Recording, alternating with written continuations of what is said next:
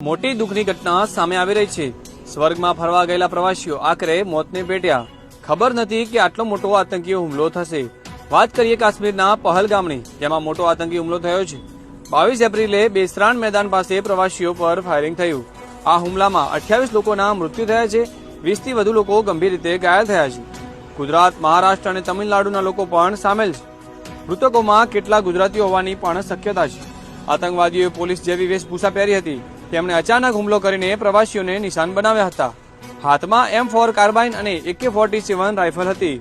ઘટના સ્થળે પ્રવાસીઓમાં ભયનો માહોલ ફેલાયો હતો। આ હુમલાની જવાબદારી ધ રેસિસ્ટન્સ ફ્રન્ટ TRF એ લીધી છે।